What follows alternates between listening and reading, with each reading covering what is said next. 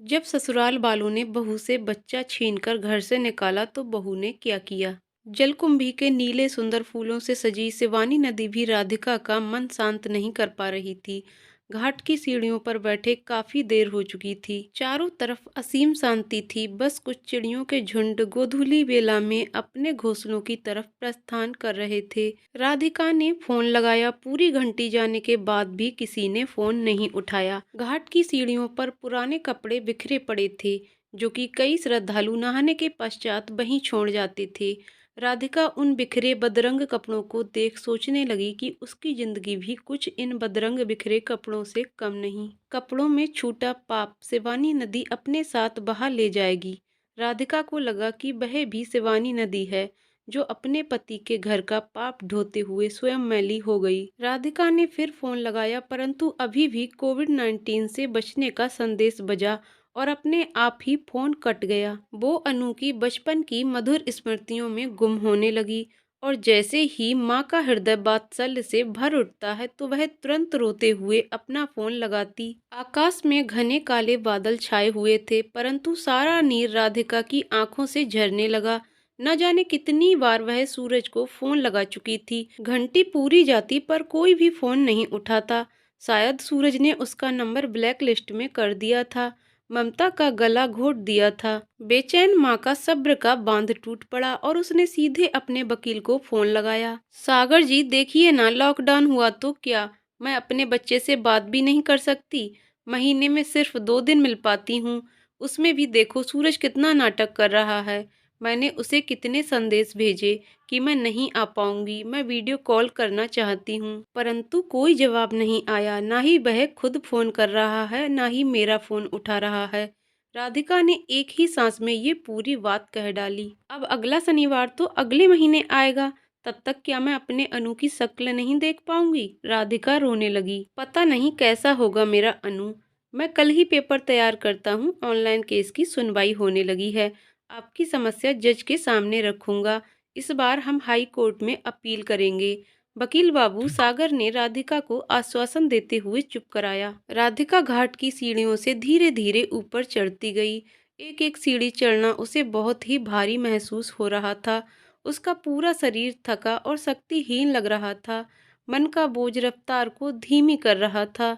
जीवन की नीरसता और घोर अंधेरा उसे घेरे जा रहा था, परंतु फिर भी हिम्मत बांधते हुए वह धीरे धीरे ऊपर बढ़ती गई और अपने घर की तरफ मुड़ गई।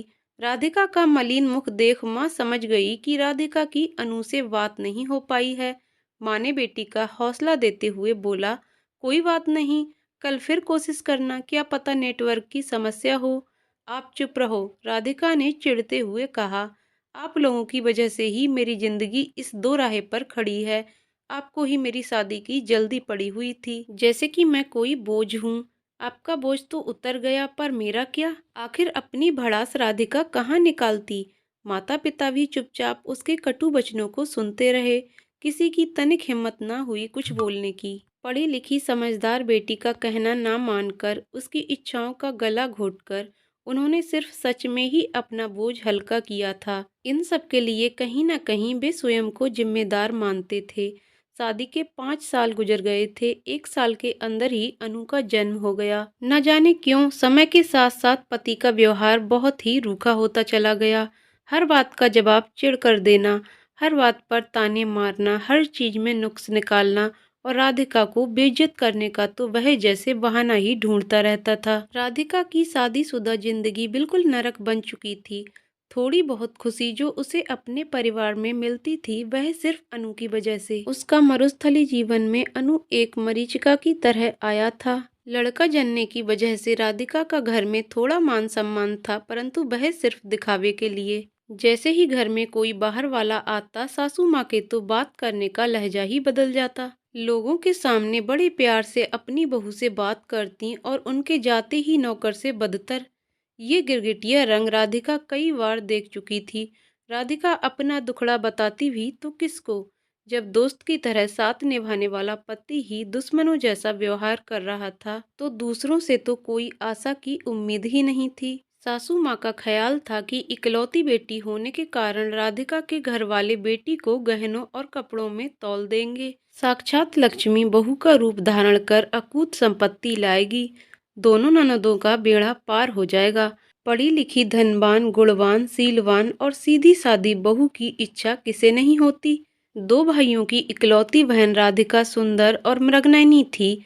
न जाने कितने लड़के वाले राधिका को देखकर चले गए और अपने घर की बहू बनाना चाहते थे, परंतु माता पिता अपनी लाडली को सरकारी बाबू के साथ ब्याह कर धन्य समझ रहे थे। पढ़ाई लिखाई में होशियार राधिका ने अनेक सपने सजाए थे, परंतु कॉलेज का आखिरी साल खत्म होते ही माता पिता ने उसके हाथ पीले करने का निर्णय लिया। बेटा, हमें भी तो अपनी जिम्मेदारियों से मुक्त होना है। राधिका ने भी बहुत मना किया था, कितना रोई और भूख हड़ताल भी की, परंतु सभी कोशिशों पर पानी फिर गया। वह पढ़ लिख कर नौकरी करना चाहती थी तथा अपने पैरों पर खड़े होना चाहती थी, पर माता पिता एक अच्छा रिश्ता हाथ से जाने देना नहीं चाहते थे। उन्हें समझ ही नहीं आया कि राधिका के ससुराल वाले इतने लालची और क्रूर होंगे। बड़ी मुश्किल से राधिका की बड़ी ननद का विवाह हुआ, परंतु वह भी 1 साल के भीतर अपने मायके आकर बैठ गई। छोटी ननद का कहीं नैन मटक्का चल रहा था, जिसे राधिका भाप गई थी। कई बार उसने ननद को नीचे वाली मंजिल की बालकनी में इशारे करते हुए देखा था, परंतु अपने आप कुछ बोल ना पाई। वह समय और था जब समझदारी के ताले दरवाजे पर लटकते थे और आधी ढकी खिड़कियों से भरोसे के रिश्ते अंदर आते थे। आज राधिका छत पर आलू के पापड़, सूखी आम, मिर्च, धनिया आदि मसालों को धूप दिखा रही थी। सभी चीजों को जमीन पर फैलाकर जैसे ही राधिका छत की ग्रिल के पास पहुंची, तो अपनी छोटी ननद का मजनू नीचे खड़ा पाया। दूर से गली के नुक्कड़ पर ससुर जी भी आते दिखाई दिए। राधिका चुपचाप नीचे उतर आई और रसोई में चली गई।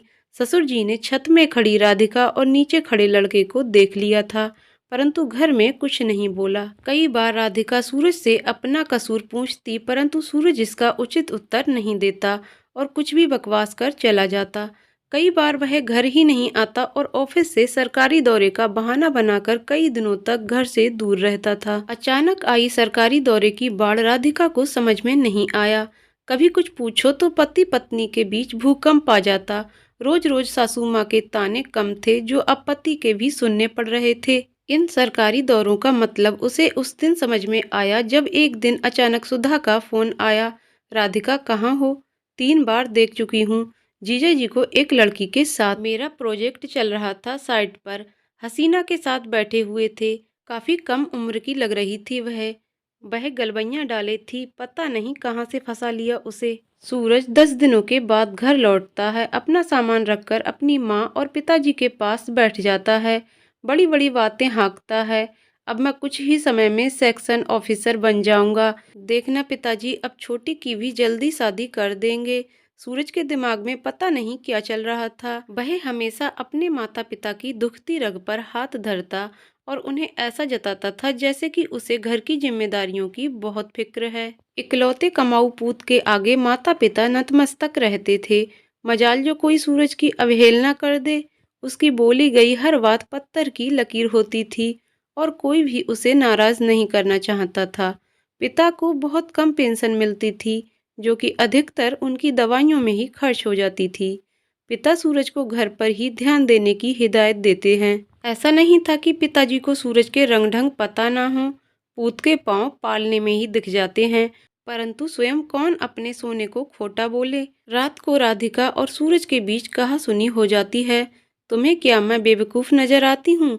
मुझे सब पता है तुम्हारा क्या चल रहा है, राधिका ने चिल्लाते हुए कहा। जब तुम्हें मुझसे कोई मतलब ही नहीं तो मैं तुम्हारे घर में क्यों रहूं?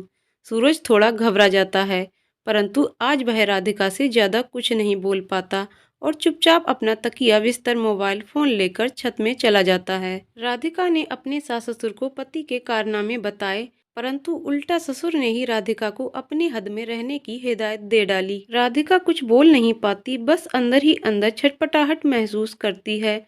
अब ये नित्य का क्रम हो चला था।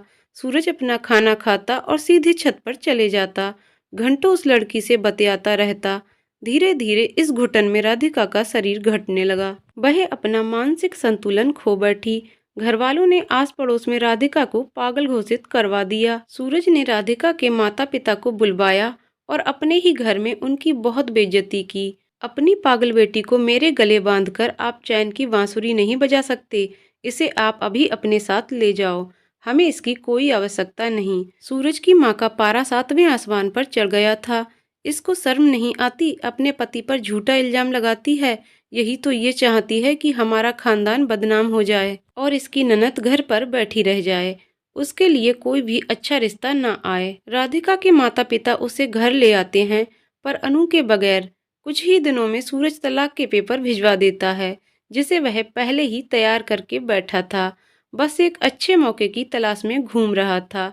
आज उसकी ये तमन्ना भी पूरी हो गई थी। राधिका का केस कुटुंब न्यायालय में चला, जहां पर उसे चरित्रहीन, मानसिक रूप से बीमार और बेरोजगार साबित कर दिया गया। इतना बहुत था, उसे अनु से दूर करने के लिए कोर्ट ने निर्णय दिया कि महीने के दूसरे और चौथे शनिवार को राधिका अपने बेटे से मिल सकती है। इतना सुनकर राधिका बहुत टूट गई। राधिका कोर्ट में चिल्ला चिल्ला कर कहना चाहती थी कि चरित्रहीन का जो दाग उस पर लगाया गया है, वह दाग उसकी ननद का है, और पागलपन की डिग्री जो उसे थमा दी गई है, वह उसके चरित्रहीन पति का नतीजा है। परंतु माँ बाप हमेशा उसे समझाते, ऐसे तेरे घर की बदनामी हो जाएगी और फिर रिश्ता आगे बन नहीं पाएगा। क्या पता देर सवेर सूरज को अपनी गलती का एहसास हो जाए, और बिन माँ के बच्चे को पालना इतना आसान नहीं। वह जरूर तुझे वापस ले जाएगा। परंतु राधिका वापस जाना चाहती है या नहीं, उसकी इच्छा का कोई मान नहीं था। राधिका धीरे धीरे माता पिता की देखरेख में ठीक होने लगी थी। उसने एक स्कूल में पढ़ाना भी शुरू कर दिया था। अपने गुजारे लायक वह कमाने लग गई थी।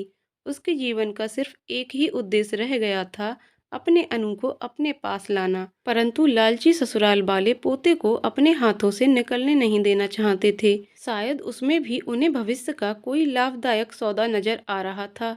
राधिका कोर्ट द्वारा तय किए गए समय पर भी अपने बेटे से आसानी से नहीं मिल पाती थी। इसके लिए भी उसे बहुत जदोजहद करनी पड़ती थी। राधिका का मन सूरज और उसके परिवार के लिए घृणा से भर गया था।